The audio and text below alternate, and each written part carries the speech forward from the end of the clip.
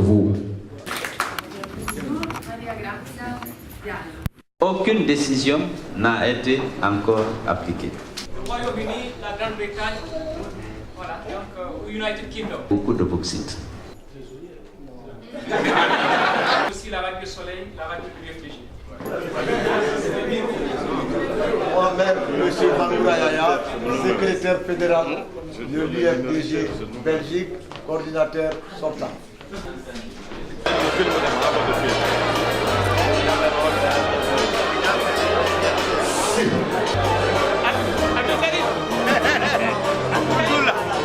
Diallo, implantation et organisation Fédération de France. UFDG Belgique. Moi, c'est Diallo Sounoulou, secrétaire général de l'IFTZ à Anvers.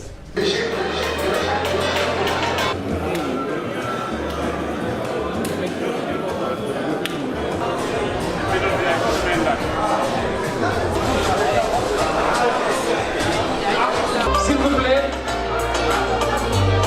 tous les responsables qui viennent de descendre.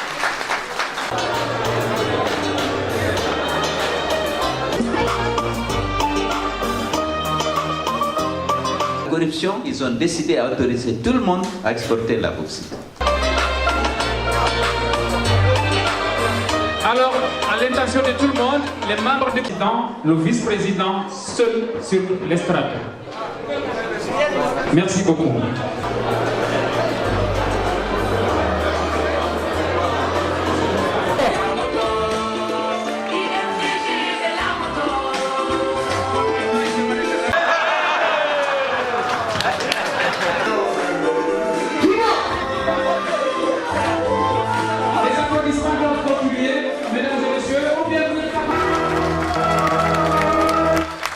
Bakar Ba, membre du bureau exécutif et patron de la cellule de communication de l'IFDG. Donc, souhaiter plein succès à toutes les commissions qui ont été mises en place. Chargé des relations avec les institutions. l'UFDG Belgique s'appelle Bangoura Yaya.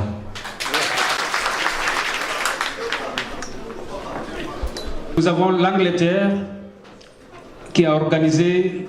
Et remercier très sincèrement M. Bangoura qui a assuré avec beaucoup de succès cette mission de coordination des fédérations d'Europe. Et la chose suivante doit se préparer.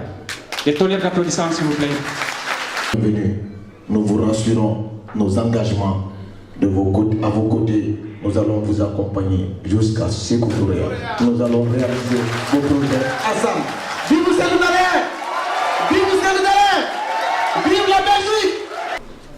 Je tiens à féliciter la Fédération de Belgique. Et bonne chance à mon ami Mouktar Sabali en espérant qu'il fera mieux encore que mon ami Bangoura. Tant sympathisants de l'IFDG Europe, est-ce que vous êtes fiers de votre président? Très bien. Il faut laisser le passer quand même. Vraiment. Maria Grazia Diallo. Madame Diallo, je suis la première militante italienne.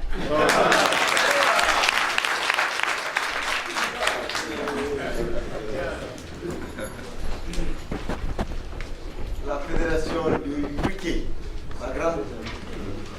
Le Royaume-Uni, la Grande-Bretagne, voilà, donc United Kingdom. Voilà, merci une fois encore, c'est un plaisir de revoir le responsable, le président, le vice-président et tout le staff. Donc moi c'est Abdul Karim Diallo, chargé de la communication et de l'information au niveau de la Fédération de l'Angleterre. En même temps, je suis membre de la cellule de communication, niveau publication et tout. Et j'anime aussi la radio Soleil, la radio de l'UFDG. Moi, c'est Mamadou Selou Diop. Je suis le membre du bureau fédéral de UK ici et je suis chargé de l'organisation et de l'implantation. Moi c'est Madame Assiette Baldé, Madame Diallo, représentante des femmes de l'UK. You're welcome, my president. Elhas Afamaba, chargé de l'implantation et l'organisation de la Fédération de UK. Vous êtes le bienvenu. Moi, c'est Chiama Ismaïla, je suis l'inventeur de UK. Le trésorier. Moi, Racine Diallo, chargé de du comité des sages en UK.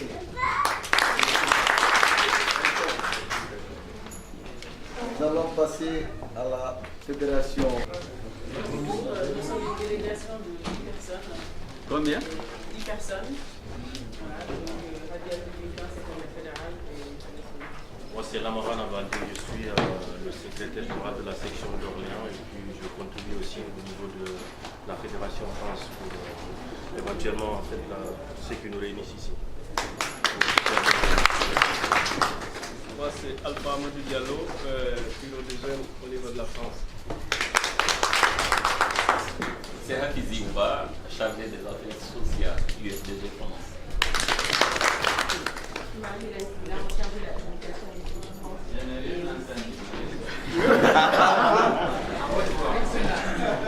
Marie-Hélène Silla, je suis en charge de la communication de l'UFDG France et aussi animatrice de la radio Soleil comme africaine.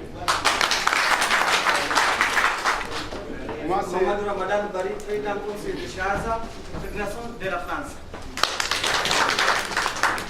Bachir Diallo, implantation et organisation Fédération de France. Salibo Botaran Diallo, avocat au barreau de Paris, avocat de l'IFDG à Paris et chargé des affaires électorales. Cette présentation doit se terminer par la Belgique. Je crois que nous sommes très nombreux. Et La Chine. nous sommes chez nous. La Chine. Attends, je vais passer. Amassan Haïdara, premier secrétaire chargé de l'information de la Fédération IFDG Chine.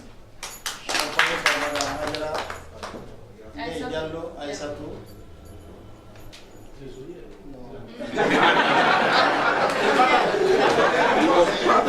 Secrétaire.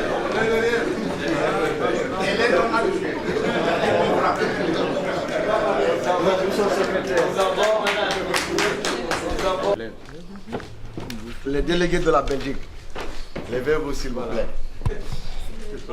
Vous êtes là déjà qui sont debout. Les délégués. Moi-même, M. Bangoura Yaya, secrétaire fédéral de l'UFDG Belgique, coordinateur sortant.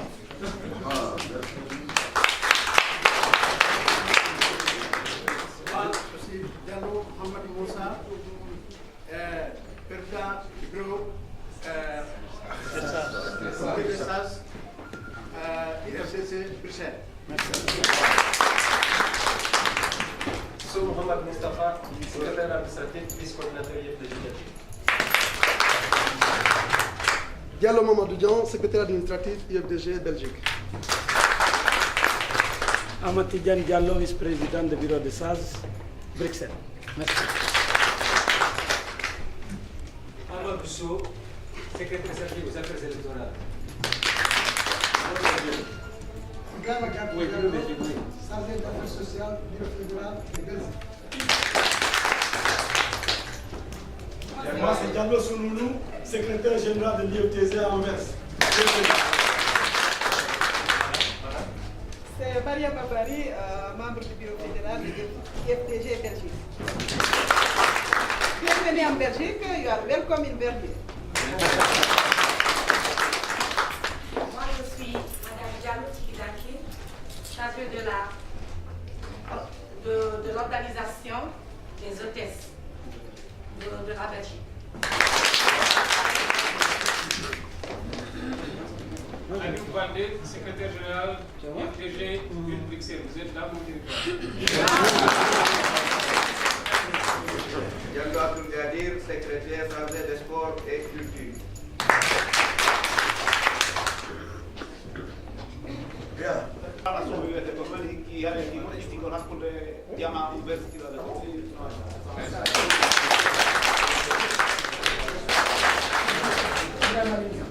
Il y a Diallo Ibrahim Ba, Ibrahim Bessa.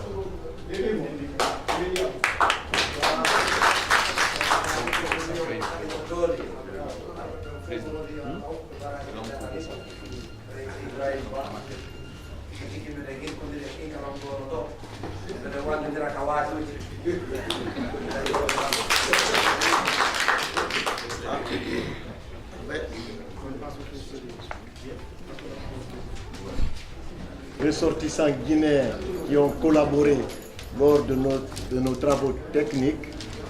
Je voulais nommer Diallo Ablaye Bozi et M. Barry Mohamed, qui, je ne sais pas, il n'est pas là, qui ont bien voulu nous accompagner dans nos travaux. Je vous remercie. Nous avons, voilà, ça c'est pas mal. Donc, je voudrais vous dire merci une fois encore. Je vais passer la parole au président. Présentation du bureau.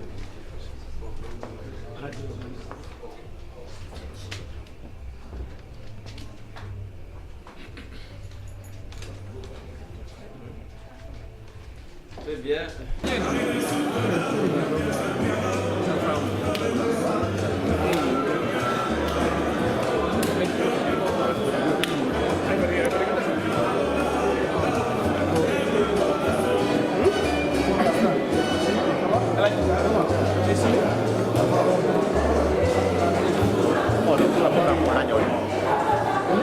C'est Dari.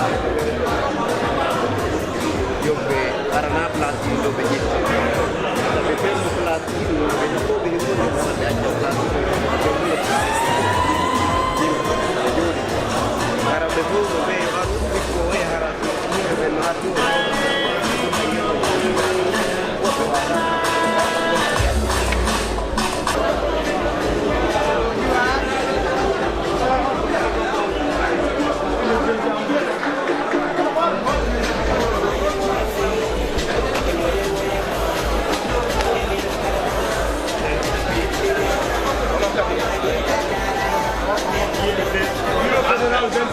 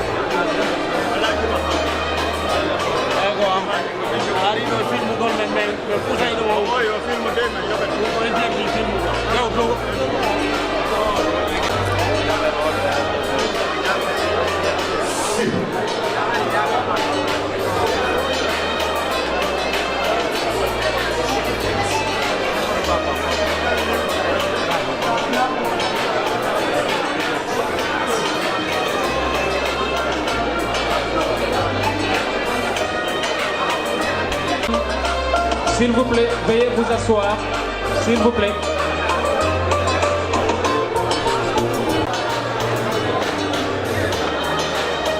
La délégation du président, les membres du bureau exécutif, les membres du conseil politique, tous restent derrière. Les autres,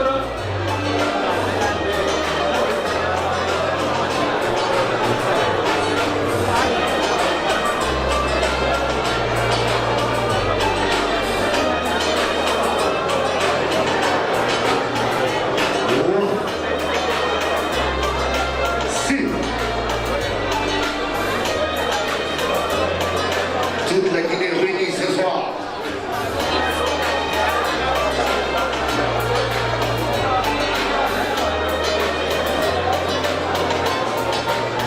La Guinée au grand complet ici ce soir.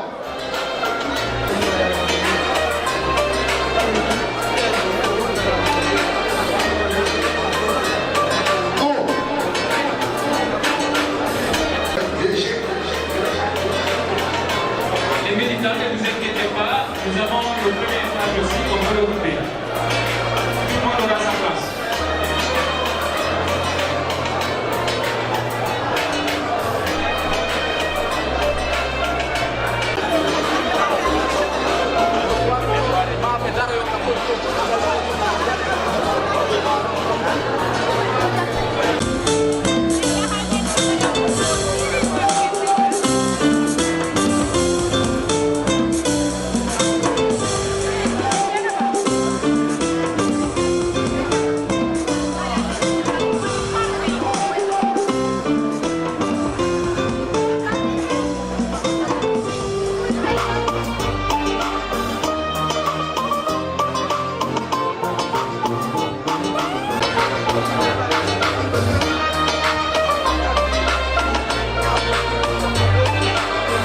Alors, à l'intention de tout le monde, les membres de... S'il vous plaît, tous les responsables qui viennent de descendre, les membres du conseil politique sur l'estrade, les fédéraux de l'Europe sur l'estrade. Okay.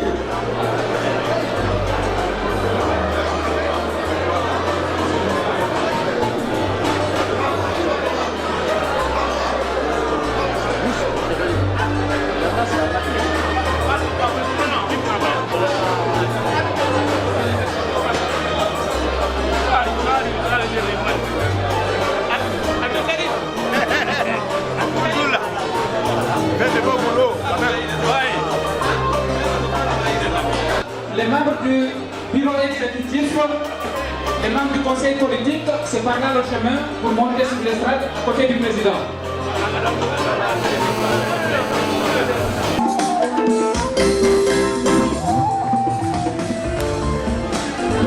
Didier Amara, allez plus fort.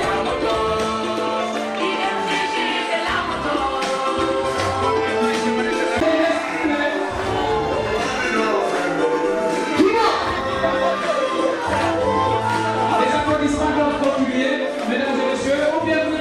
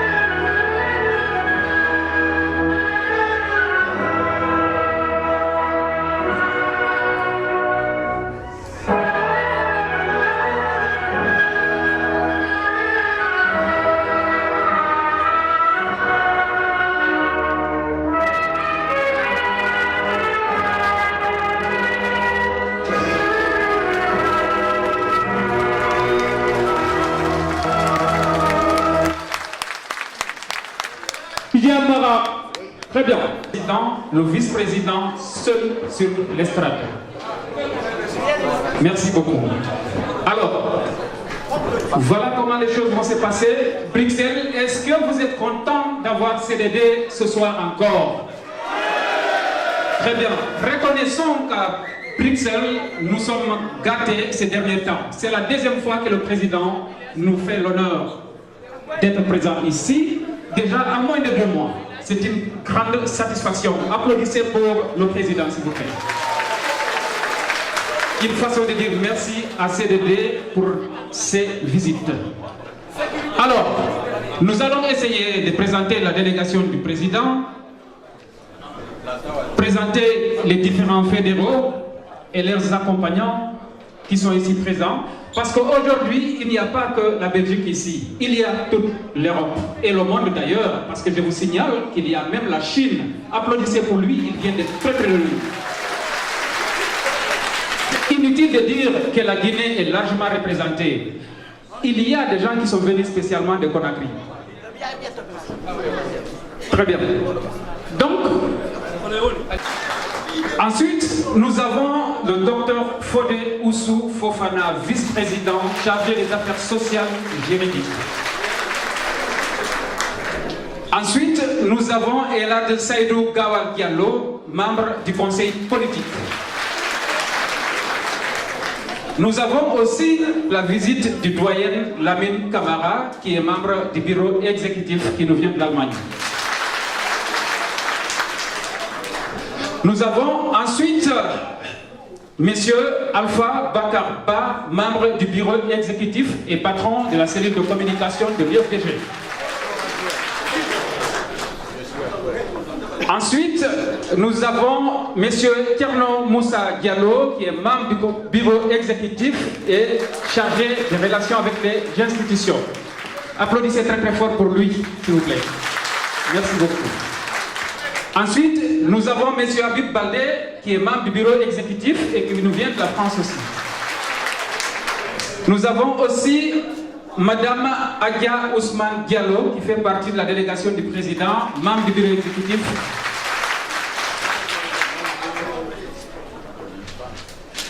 Ensuite, nous avons Monsieur Souleymane Baldé, qui est membre du bureau exécutif, une fierté pour nous, parce que c'est notre ex-fédéral. Et nous avons le dynamique Ousmane Ngabou, qui est membre du bureau exécutif et qui nous vient tout droit de l'Italie. Alors, mesdames, mesdemoiselles et messieurs, c'est la délégation de Monsieur le Président. Je voudrais avoir un tonne d'applaudissements pour eux avant de continuer.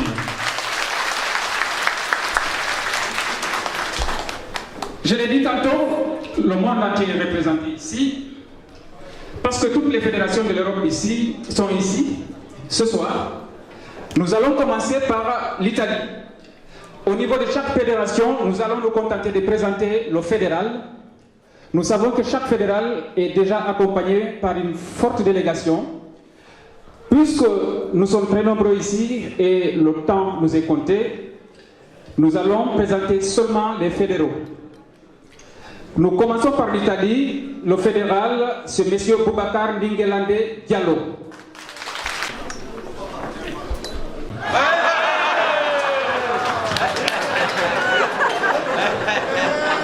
Je suis garé juste à côté de l'église. C'est bien d'être gentil. Hein? Alors, nous avons du côté de la France la dynamique Madame Adiatou Djinkan Diallo, qui est très connue ici. Il y a d'autres voitures, hein? Allez vérifier s'il vous plaît. Ensuite, nous venons du côté de la Hollande, Monsieur Alpha Diallo, c'est le patron de la fédération de la Hollande. Et nous allons directement du côté de l'Allemagne, Monsieur Alpha, il nous vient de la Norvège.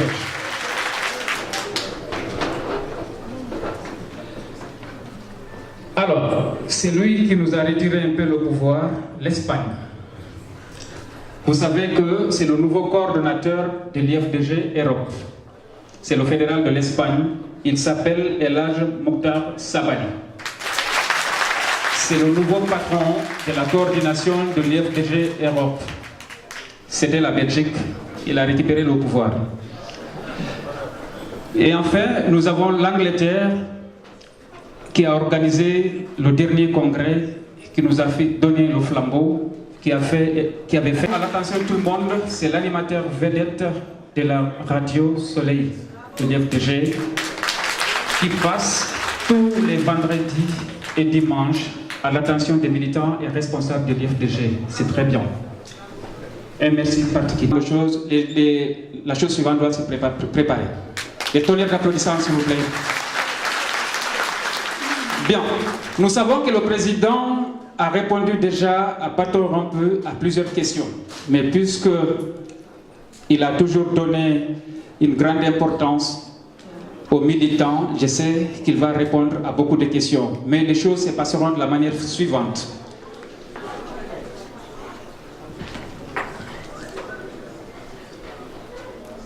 Toutes les personnes, les militants qui ont besoin de poser des questions, je vais faire le tour de la salle, je vais relever les questions juste pour pouvoir réunir les questions qui se recoupent. Et tenez-vous bien, vous aurez tous le temps de poser vos questions. Je les relève et je les passe. Le DG Belgique s'appelle Bangoura Yaya. Il vient d'achever un mandat à la tête des fédérations de l'UFDG Europe. Question d'origine, je suis de Bofa. L'UFDG est une famille, c'est la preuve ici. Permettez-moi de rappeler, c'est une famille. Cette famille s'agrandit en Europe de jour en jour, de jour en jour. Nous sommes très fiers, très contents d'accueillir ces braves délégations. S'il vous plaît, levez-vous, on va vous applaudir. S'il vous plaît. Nous sommes honorés de votre présence. Je vous remercie, je vous encourage pour le travail. Je remercie le président Cellou Dalein Diallo qui a accepté dans un contexte difficile, après sa brillante tournée à l'intérieur du pays, qui rentre de l'intérieur, il accepte de venir en Belgique pour participer, pour accepter de clôturer ce séminaire de l'UFDG Europe. Ça, la preuve suffisante de l'intérêt qu'il marque aux travaux que vous réalisez, chers cadres, chers responsables de l'UFDG Europe. Du fond de cœur, nous sommes fiers de vous. Nous vous remercions. Vous avez des compagnons aussi fidèles, aussi solides, aussi engagés comme Fodewusu Fofana, à qui je rends ici un vibrant hommage, malgré toutes les tentatives du gouvernement de Alpha Condé pour le déstabiliser. Il est encore resté à côté de président Cellou Dalein Diallo. Je vous dis merci. Merci, vous êtes un exemple à suivre. Je voudrais dire merci à doyen Ousmane, à doyen Mamadou Saïdou Diallo qui a bien voulu accepter d'être là aussi pour m'honorer. C'est le papa de notre ami Ousmane Gawal Diallo. Personnellement, Monsieur le Président, je suis ravi, je ne vais pas être long, mais je vous ai souhaité bienvenue. Nous vous rassurons nos engagements à vos côtés. Nous allons vous accompagner jusqu'à Sékou Touré. Nous allons réaliser vos projets ensemble. Vive Cellou Dalein! Vive Cellou Dalein! Vive la Belgique! Mes militants, félicitations, je vous remercie. Je suis très content. Merci. Très bien. Contact avec les responsables pour pouvoir voir ce que nous pouvons faire pour le parti très rapidement. N'attendons pas 2020 pour nous préparer. Nous sommes déjà sur pied, rejoignez-nous. Nous allons préparer cette histoire de 2020 maintenant. La deuxième des choses, vous savez que tout bureau ou toute structure politique est appelée à se renouveler. Alors, la section de l'IFDG de Bruxelles doit tenir son congrès le dimanche à venir. C'est à l'intention de tous les militants et sympathisants de la Belgique qui veulent adhérer ou qui veulent des postes de responsabilité. C'est en toute démocratie. Tout le monde est vivement invité. C'est la rue du Viaduc numéro 133 à 15h30. Je crois que nous allons passer la parole d'abord à Monsieur le Président et ensuite nous verrons. Vous comprenez mon émotion face à l'accueil chaleureux qui m'a été réservé ici, alors qu'il n'y a pas très longtemps que j'ai quitté votre pays. Je note que la mobilisation a été plus forte parce que vous avez eu beaucoup de temps. Vous avez accueilli avec la même chaleur les représentants des autres fédérations Europe de l'UFDG et tout le monde est satisfait de ce séminaire. Je tiens à féliciter la Fédération de Belgique, d'abord pour avoir assumé avec beaucoup de compétences et de fair play cette fonction de coordinateur Europe de l'UFDG, mais également pour avoir réussi à organiser un séminaire qui a été énormément productif, aussi bien au plan politique qu'humain et social.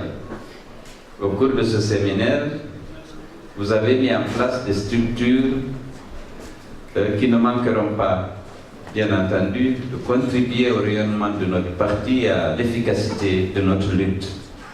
Je tiens vraiment à féliciter toutes les fédérations qui sont venues prendre part à ce séminaire pour les résultats obtenus.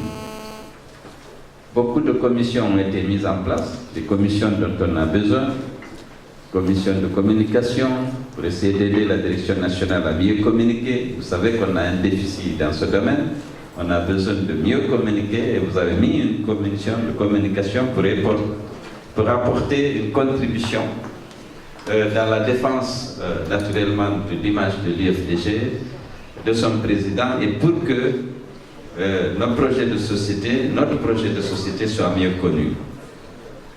Vous avez mis en place une commission de stage aussi pour les médiations difficiles. Il y en a toujours chaque fois qu'il y a un groupe d'hommes. Je pense que cette commission s'occupera des affaires religieuses et sociales, mais également des médiations difficiles entre fédérations ou à l'intérieur de la même fédération. Vous avez mis en place une commission de mobilisation de ressources. Vous savez bien que l'argent c'est l'honneur de la guerre, on ne peut rien faire sans argent. Je disais que la force de l'UFDG, c'est l'engagement de ses militants. Non seulement pour la mobilisation, mais aussi pour la contribution au financement des activités du parti, au financement des campagnes du parti. Et je tiens donc à souhaiter plein succès à toutes les commissions qui ont été mises en place et à remercier très sincèrement M. Bangoura qui a assuré avec beaucoup de succès cette mission de coordination des fédérations d'Europe. Souhaiter bonne chance à mon ami Mouktar Sabali en espérant qu'il fera mieux encore que mon ami Bangoura dans justement la coordination de ces fédérations. Bien entendu, vous le savez, la question d'institutionnalisation de ces coordinations géographiques est posée. La réflexion va continuer à être menée au niveau de Conakry pour savoir si dans les statuts on va institutionnaliser ces coordinations Europe ou bien on ouvre seulement la porte, on laisse à chaque zone géographique de voir la pertinence, la nécessité de mettre en place une coordination.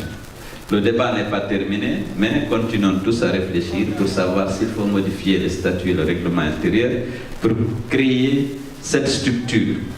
Parce que jusqu'à présent, il faut dire que cette structure est facultative. Ceux qui estiment utile de le faire le font, mais dans les statuts, c'est la fédération qui est directement rattachée au bureau exécutif. Mais si dans une zone géographique donnée, on crée un cadre de concertation, d'harmonisation, des activités, d'échange d'expérience, c'est quelque chose de très bon et c'est autorisé. Mais on n'a pas institutionnalisé pour dire qu'il y a une étape intermédiaire entre la fédération et la direction nationale du parti. Bon, ici, la suggestion est faite de la créer. On est en train de réfléchir sur la pertinence d'une telle proposition, mais nous réfléchissons tous ensemble. En attendant, je tiens vraiment à féliciter très sincèrement les militants et sympathisants de l'FDG en Belgique qui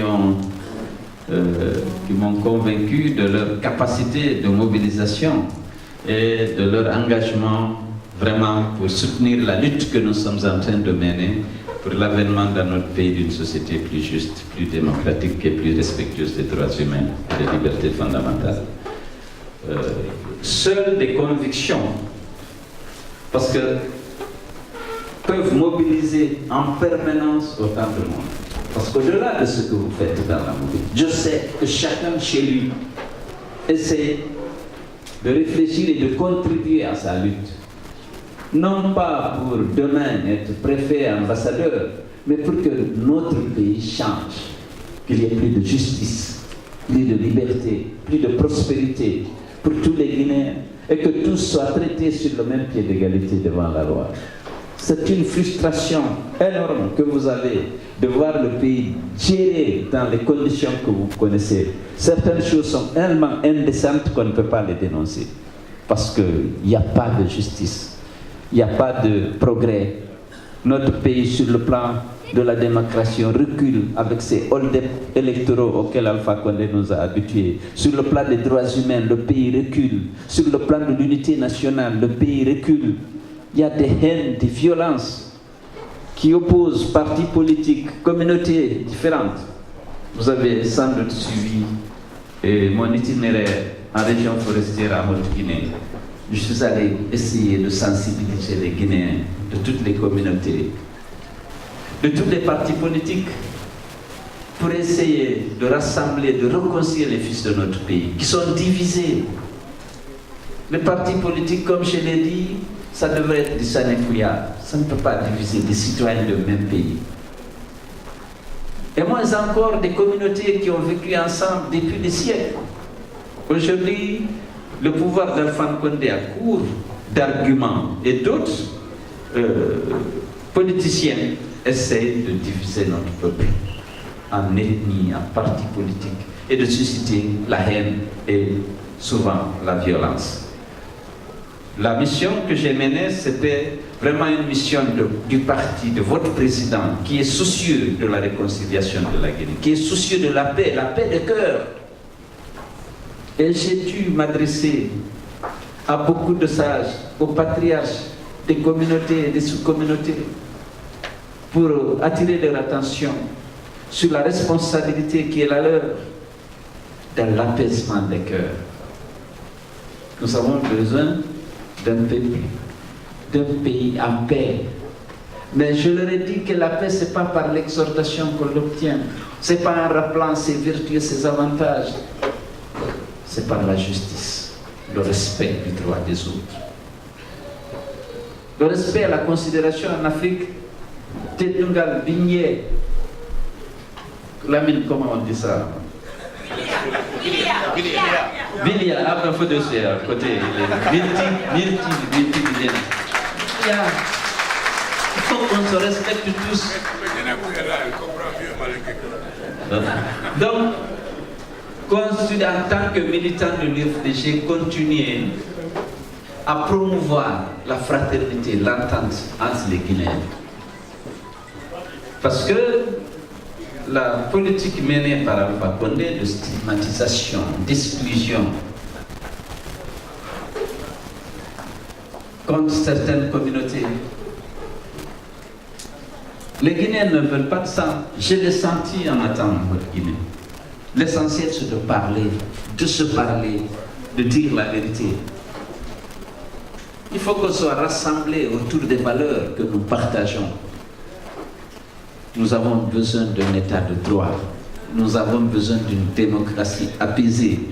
Mais cela ne peut être que si les lois sont respectées, si les contrats sont respectés, les accords politiques sont respectés. Mais M. Alpha Condé, ce régime n'a aucun souci de l'intérêt des Guinéens, de l'unité des Guinéens, du respect de leur dignité.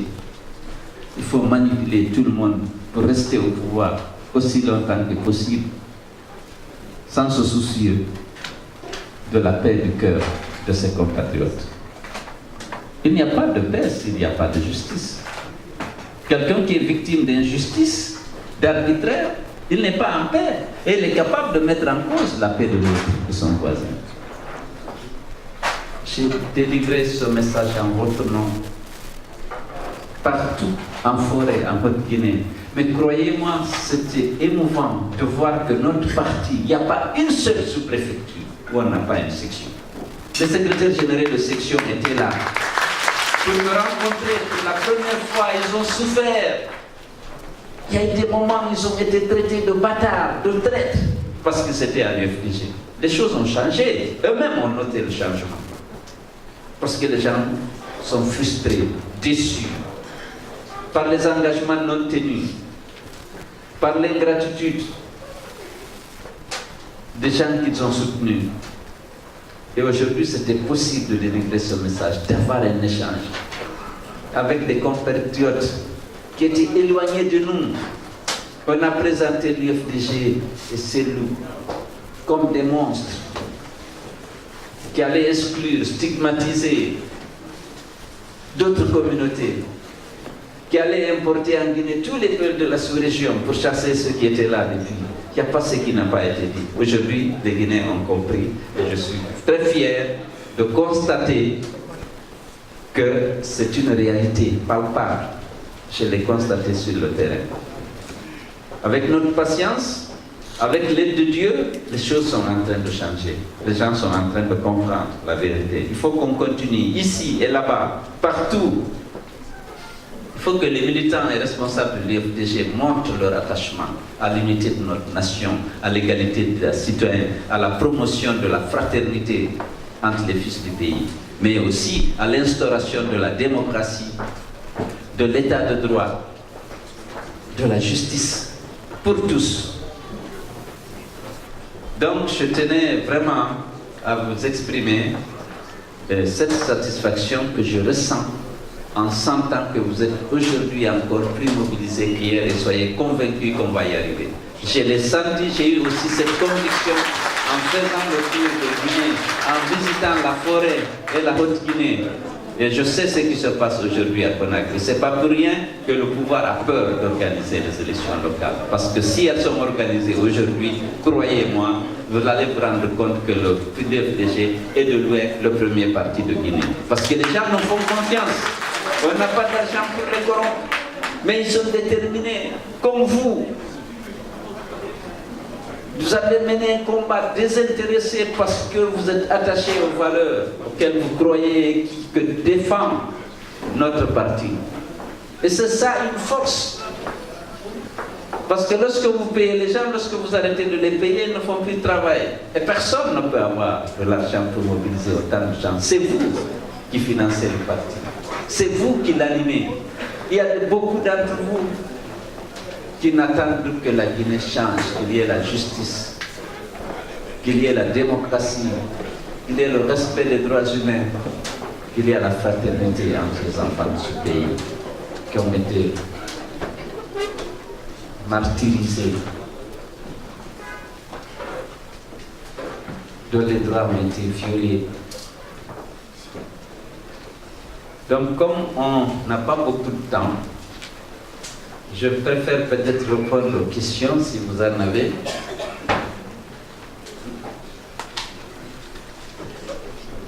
Peut-être qu'avec les questions, puisqu'il ne s'agit pas de délivrer, grâce aux nouvelles technologies de l'information, aucune décision n'a été encore appliquée. Là où on espère, on estime qu'il y a eu un progrès, c'est l'amendement du code électoral. Mais jusqu'à présent, la nouvelle loi n'est pas promulguée. Donc il n'y a rien, que ce soit le fichier. L'appel d'offres devait être lancé au mois de novembre. Le cahier de charge a été élaboré par la commission paritaire mise en place à cet effet et transmis à la CENI. Jusqu'à présent, pas de commentaire de la CENI, aucune réaction. Les élections locales devaient avoir lieu en février. Le code n'est pas adopté, il n'y a aucune volonté d'organiser les élections locales. Je ne reviens pas sur ça, vous suivez tous les jours, il y a un débat. Depuis 2010, le mandat des élus est échu. Alpha Condé les a remplacés par des militants zélés du RPG qui font partie du dispositif de l'échafaudage qui organise les hold-up électoraux. Il ne veut pas s'en débarrasser parce que c'est des auxiliaires précieux pour la propagande du RPG, mais aussi pour les hold-up électoraux. Sinon, il n'y a aucune explication.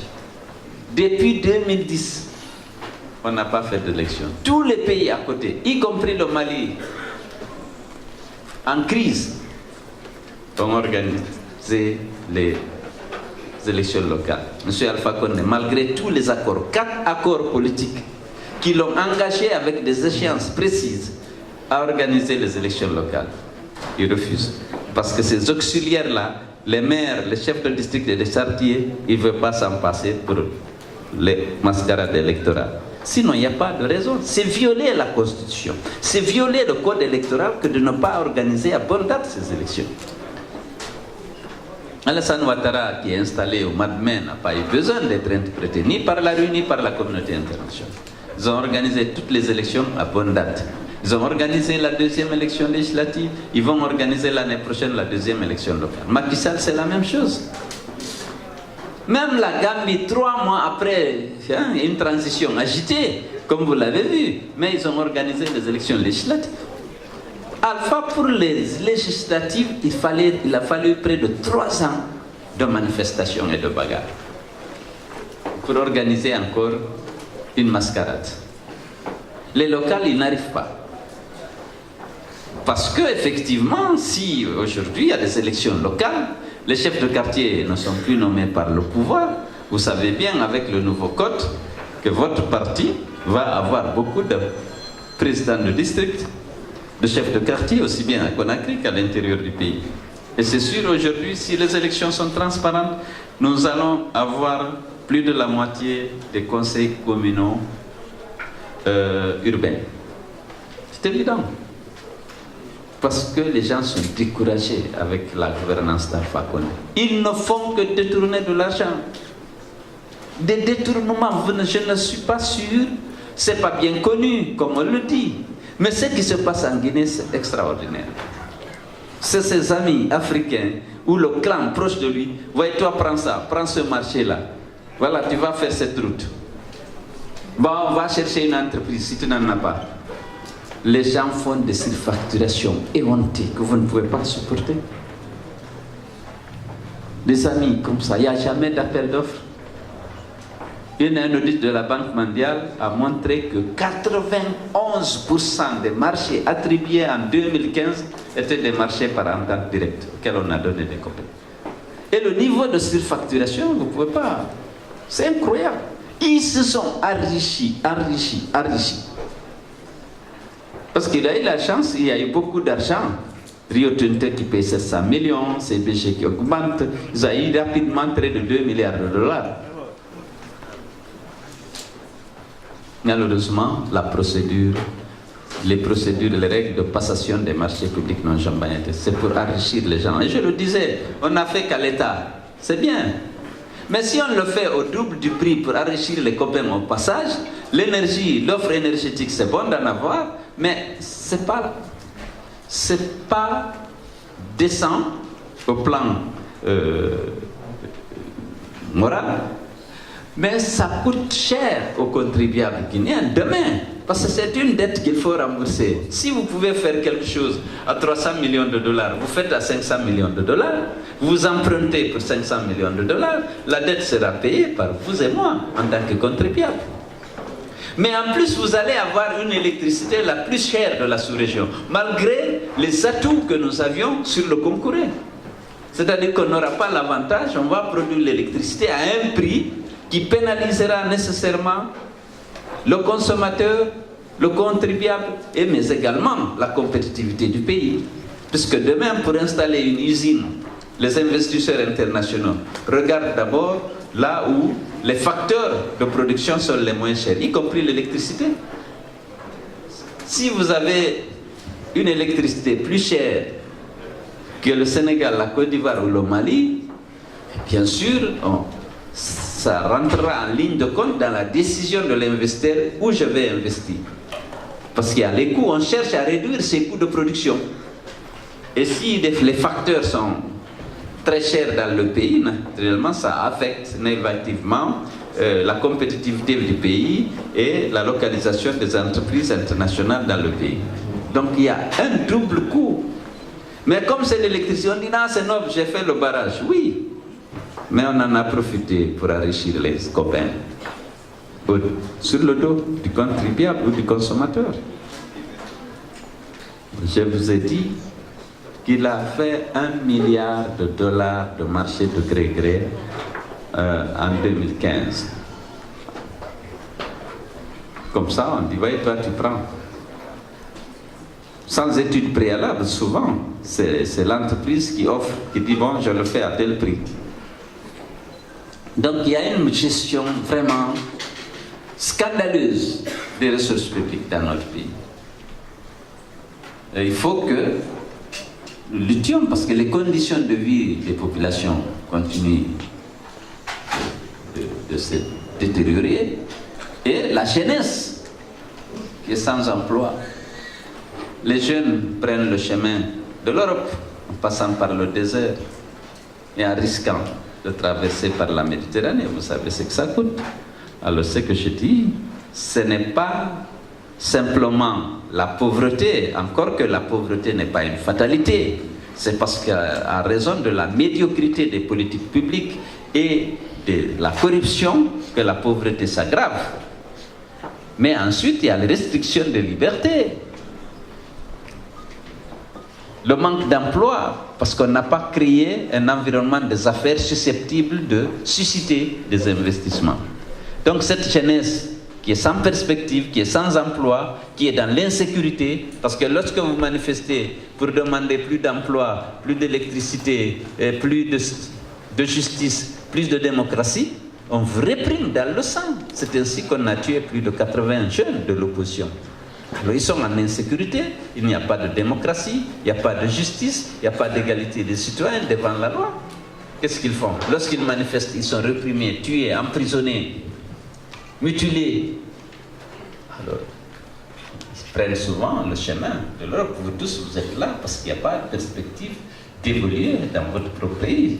Vous n'abandonnez pas vos terres et vos proches pour venir ici parce que vous les détestez.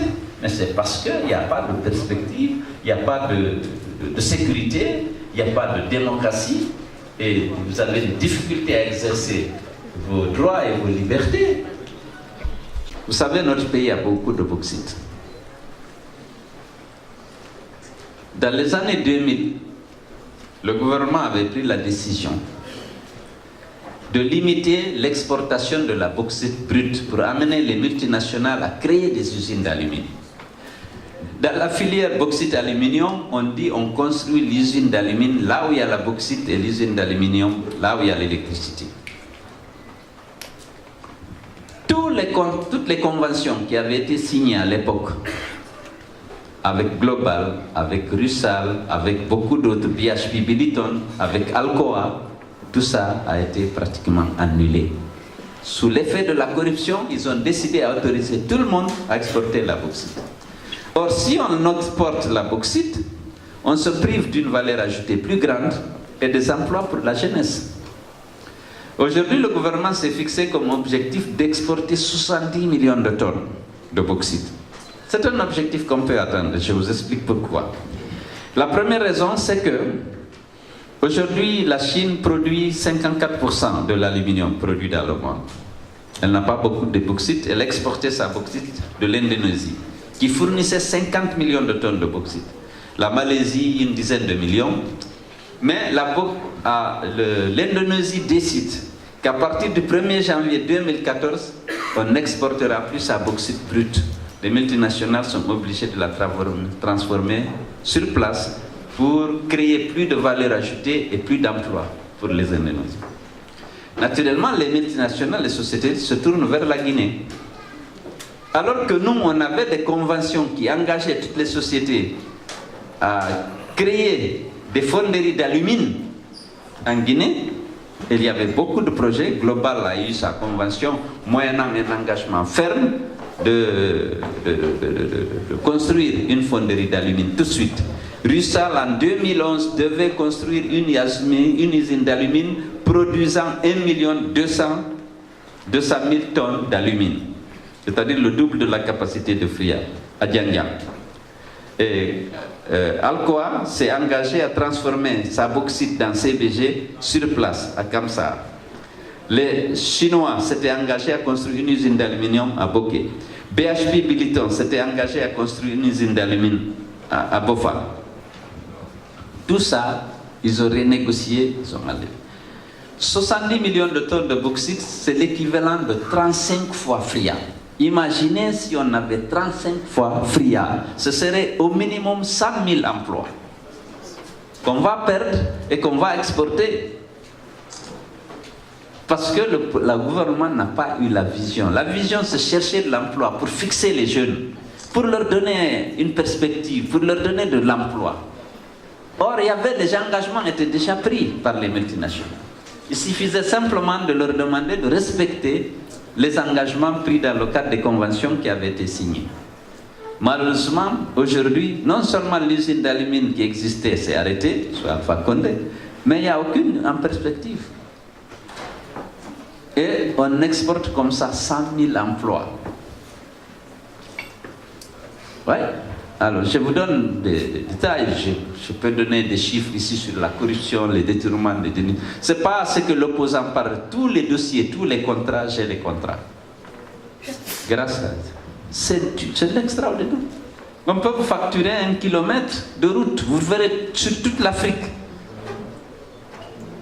1 kilomètre de route de construction et d'aménagement de route, c'est environ 500 000 $, 500 000 €. Ça dépend des zones. Mais on a des routes dans une même région. Ce contrat, c'est 400 000 €. Dans la même région, pour les mêmes caractéristiques techniques de la route. À côté, il y a 600 000 €. Et puis, une autre route donnée à un ami d'Alpha, 1 500 000 € de kilomètre. Pas, j'ai dit ça, chose, à espace. Mais après on dit, oh, c'est une attaque, personne ne répond, personne ne peut réagir, c'est des chiffres à l'appui, avec les contrats en main. Personne ne peut dire non. Je ne raconte pas d'histoire. Voilà comment la gestion est organisée pour enrichir les clans. Donc je vais peut-être m'arrêter là, il y a beaucoup d'anecdotes, comme il y a certains qui doivent rentrer dans leur pays d'origine, donner la possibilité à ceux qui sont là pour que ce soit un dialogue. Bon, je pense que l'autre fois j'ai eu la possibilité d'exprimer le point 2 de l'accord qui a fait polémique. Il y a le budget du chef de file de l'opposition qui suscite les polémiques, surtout après le succès de ma tournée à Cancan et en Haute-Guinée en forêt. Naturellement, il fallait d'abord évincer ça de l'actualité, le succès de la tournée, trouver des griefs contre Cellou pour l'attaquer. Sinon, ceux qui l'attaquent, tous ont voté la loi portant statut de chef de file de l'opposition, y compris les gens de l'UFR, bien entendu, qui sont à l'Assemblée. Ça ne commence pas là-bas. Ça existe au Canada, ça existe au Bénin, ça existe au Niger, ça existe au Burkina, ça existe au Mali. Et même dans la réforme constitutionnelle au niveau du Sénégal, ils vont créer le poste de chef de file de l'opposition. On veut élever le chef de l'État à une certaine dignité dans la République pour qu'on lui donne le député qui a le plus grand nombre de sièges à l'Assemblée au sein de l'opposition. On l'élève à une certaine dignité dans la République, on lui donne un rang protocolaire. En Guinée, on a dit que au plan protocolaire, le chef de file de l'opposition prend place dans les cérémonies officielles, prend place immédiatement après le président de Constitution. Il va avoir un budget, une voiture de commandement, une escorte. C'est dans le cadre d'une politique qui a été déjà testée ailleurs. Personne n'a dit c'est le succès en forêt à Cancan. Tout le monde il y a des jaloux, il y a des aigris, on décide de mettre ça, c'est un vol, c'est une corruption. Mais la loi est adoptée à l'Assemblée à l'unanimité. On a dit au bureau de l'Assemblée, en relation avec le ministère des Finances, de fisquer le fonctionnement. Mais on attribue déjà pour que le fonctionnement du cabinet, qu'il y ait un cabinet de chef de file, qu'il se déplace, qu'il voyage en business ou en première et qu'il fasse faire à des charges qui sont définies ailleurs. Alors on dit que c'est de la corruption. C'est machin.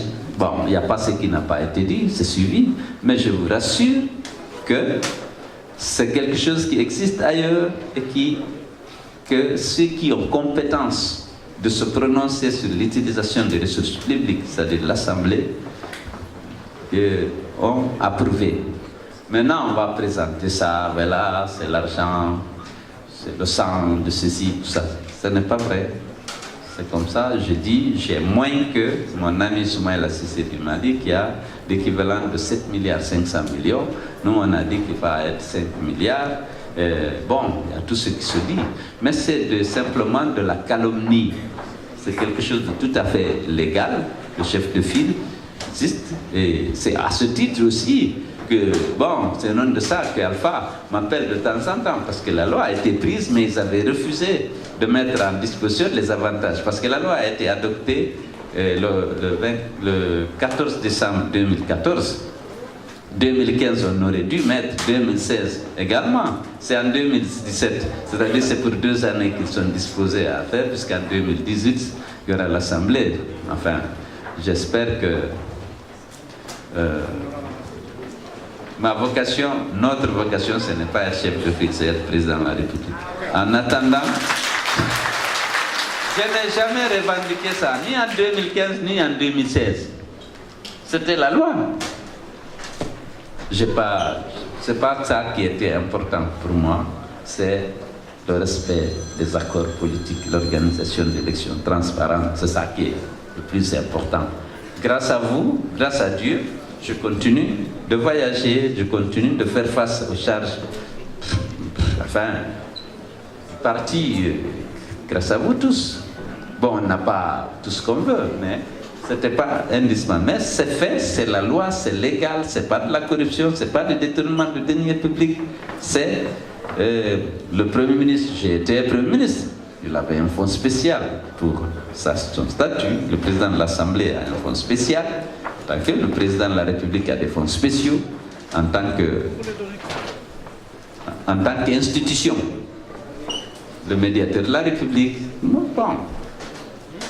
Maintenant, la campagne de calomnie, de discrédit, parce qu'actuellement, tous ceux qui veulent le pouvoir aussi voient les progrès que l'UFDG fait. Et bon, alors tout le monde, parfois, y compris les gens du RPG, il faut discréditer celui pour diminuer l'aura qu'il est en train de prendre et de menacer tous les candidats. Enfin, menacer, en tout cas dans les urnes aujourd'hui, la situation en Guinée est telle que ce sera très difficile, dans les élections transparentes, d'affronter le candidat de l'UFDG. Donc on va vous passer les... J'ai été long, j'ai beaucoup de choses à dire, je suis content aussi, j'ai envie de partager toutes les informations que j'ai avec vous, mais peut-être que vous avez des questions précises, je préfère répondre maintenant. Estimons que nous sommes vraiment servis ce soir en termes d'information et de tout ce qui concerne la vie, non seulement de l'UFDG, mais aussi de ce qui est de la question de la Guinée. Nous allons passer à l'étape questions-réponses, mais vu que le contraint temps ne nous permet pas de nous aventurer sur beaucoup plus de questions, je souhaiterais que l'on se limite à 2-3 questions pour qu'on puisse pouvoir libérer la salle avant 16 heures au plus tard, parce que nous avons un contrat et nous avons des amis et nous ne sommes pas Alpha Condé comme le président me dit, on respecte le contrat. Ça c'est vrai, La parole à vous, merci. Très bien. Militants, sympathisants de l'UFDG Europe, est-ce que vous êtes fiers de votre président? Très bien. Nous devons signaler la présence parmi nous du président du bureau de sage des Guinéens de la Belgique. Il s'agit d'Elhadji Sanoussi. S'il vous plaît, applaudissez pour nous dire bonjour. Nous avons aussi les représentants de toutes les coordinations régionales de la République de Guinée, ici. Nous avons le président de la coordination de la Haute-Guinée, de la Basse-Guinée, de la Moyenne-Guinée et de la Guinée forestière. Vous remarquerez que beaucoup de questions se recoupent. Monsieur le Président se contentera de répondre les questions qui sont particulières et il réunira l'ensemble des questions qui se recoupent en une. Et là, je demande les raisons du déplacement du président en Haute-Guinée, en Guinée forestière, qui a tellement réussi que ça a l'allure d'une campagne présidentielle avant une campagne même. Il voudrait savoir la raison. Monsieur Bella demande le point de vue personnel du président de l'FDG par rapport à la polémique du 3e mandat de M. Alpha Condé pour 2020. Et là, Alpha demande si M. le Président pense toujours qu'il serait bien de continuer de négocier avec M. Alpha Condé alors qu'il ne respecte rien.